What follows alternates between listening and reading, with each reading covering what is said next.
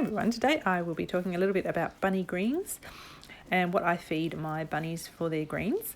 I feed them a mix of forage and herbs and veggies, homegrown.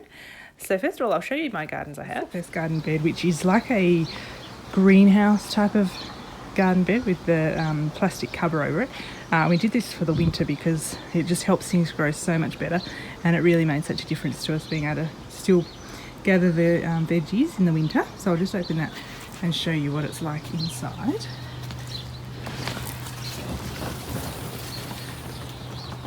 So in here we've got lots of silver beet, coriander on the end there, just on here, silver beet, kale, some different Asian greens, some lettuce, and some coriander on the other side there because it tends to get a bit drier on the edges, and the coriander likes the drier sort of soil. It's looking a little bit empty now, but as I pull things out, I put new seedlings in so it can constantly be a cycle of growing. So they're just some new little lettuce seedlings which we actually have seeded ourselves over here. So we've got lots more, probably got about 100 more lettuce there to plant out. We've got carrot tops growing here. I didn't really want the carrots for them because they're a bit too sugary, but the carrot tops are a really nice snack for the bunnies. And we've got some kale just sprouting in there. And over here we have got radish tops.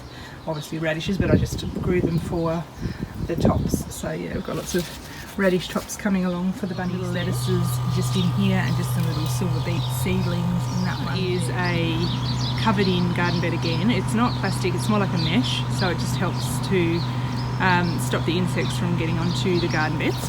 So in here we have a lot of winter lettuce.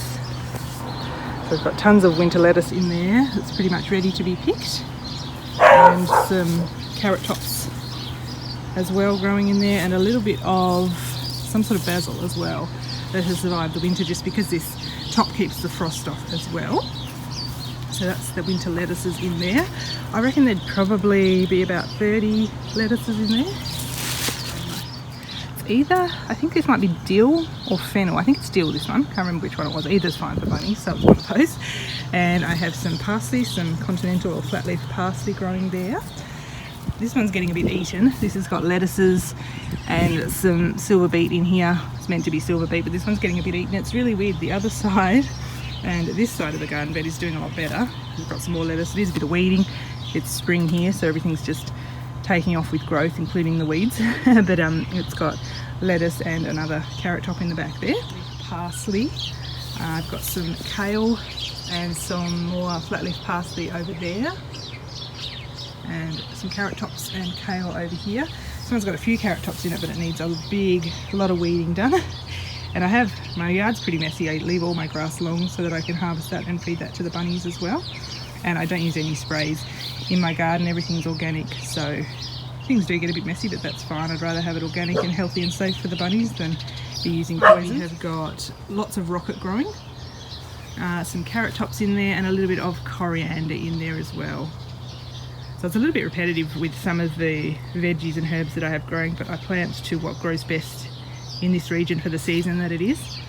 So that's ready to be picked as well. Here has got a lot of kale growing in it. We've got a lot of celery. This has been going for years, this celery, and I just pick it when it's really small like this. They love the little tips of the celery, so I just keep picking off the tips of that these plants. This garden bed's got, can't see because it's so densely planted, but got tons in here. I just pick the tips off and it keeps going, keeps resprouting year after year. There's lots of lemon balm in here, which is a really nice herb for them. And there is also some lettuces in here as well. So that's a really densely planted. I do plant densely, and then I can just feed more tender young veggies as they come along, which the bunnies love. There's a lot of lettuces, a bit of silver beet in the back there. Hey, Pom. And over this side, it's got a little bit of, I can't remember what it's called. I've had a total mind blank. I have to write that in later. I can't remember what that's called. A few lettuces and lots of weeds. So a lot of this grass, because what I put down here, I put down chaff, just old chaff that I had in the shed that actually didn't keep very well and went mouldy. So I've just been using that as mulch. And then some of these nice long weedy grass strands back there from the chaff. So they're really yummy I think this was oaten chaff, so that would be oaten grass back there, which they will love. So as I weed out this, I can also feed them the suitable weeds, which is great. So yeah, we've just got some lettuces in there coming along.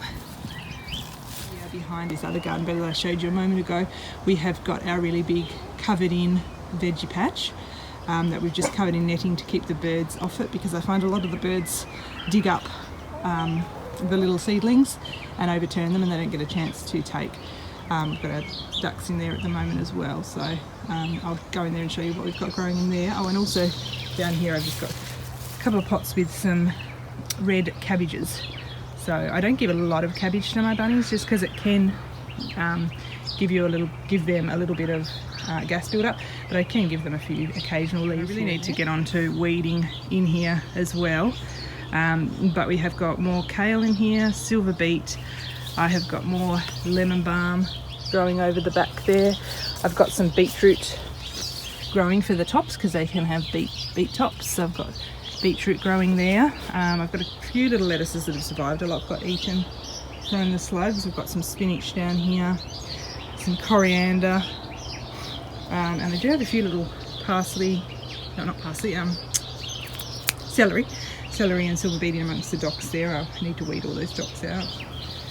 And over here, not that you know it, this patch over here is a whole patch of flat leaf parsley. So that's a huge amount of flat leaf parsley back here. So a lot of these veggies, you know, the kale, silver beet, parsley, that sort of thing, you've got to feed in moderation, because it is high in either can never say it, some sort of acid that isn't good for the bunnies, or in calcium, which you don't want to give them too much of.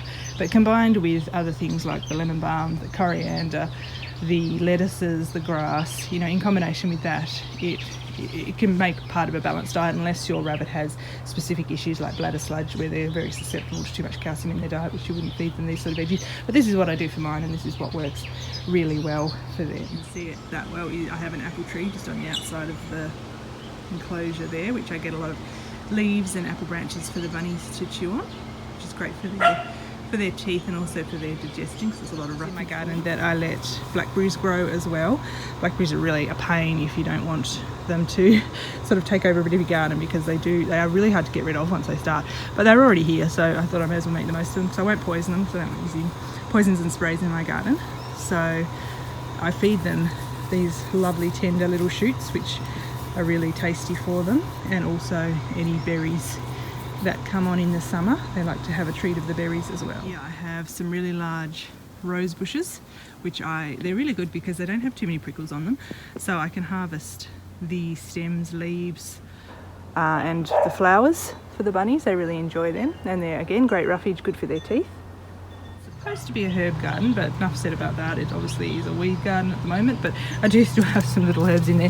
I've got some lemon balm, I have some thyme and oregano in there somewhere as well, some fennel coming through there, so I'll be able to unearth some of the herbs in there when I get to weeding that, and again give them all this really nice thick green grass as well. They'll enjoy it. Growing around my garden, mint's very invasive unless you have it in a pot as well, but because my garden's pretty wild and focused on what's good for the bunnies, that doesn't bother me. I just chop that back and feed them that. That's a tasty treat for them, good for the digestion. So is parsley, actually good for the digestion.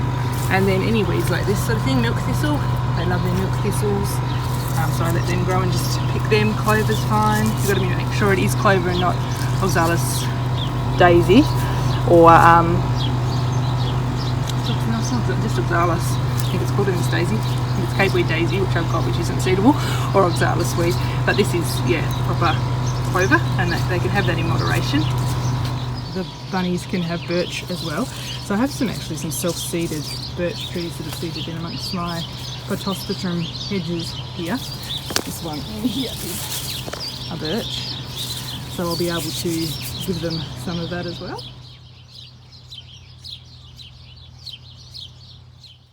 So here's some ideas just of different ways you can feed greens to make it a little bit more exciting and interesting for the bunnies. This one, I've just put some grass into some cardboard rolls, and that just means that they need to work a little bit harder to eat their grass. It's a little bit more interesting for them and a little bit more stimulating mentally as well. Just be careful that you don't leave the grass in there. If there's any grass they can't get to, just check the rolls after they've finished having a nibble, and just take any grass out that's stuck inside the tube so it doesn't go yucky and start to decompose. I just think it's a fun way to feed them in different ways rather than just plonking the greens down on the ground all the time. And it just, makes the greens last a little bit longer for them, so that gives them a little bit more interest in that area. It's also good for their neck muscles. So here I have put up a ribbon across Anita and Roy's pen and pegged some greens to it, and that just lets them reach up for their greens a little bit more. You could have put it even higher, but for Anita, because she has back leg issues, I didn't want her to have to reach up and balance and that sort of thing, so it's just an easy reach for her. But if you did have able-bodied buns that could, periscope a little bit easier on their back legs, then you could put it up even higher for them to reach as well. And it just lets them, stretch those neck muscles as they would naturally if they were out foraging in the wild. They'd be reaching up in bushes and looking under bushes and hunting around for their food a little bit more.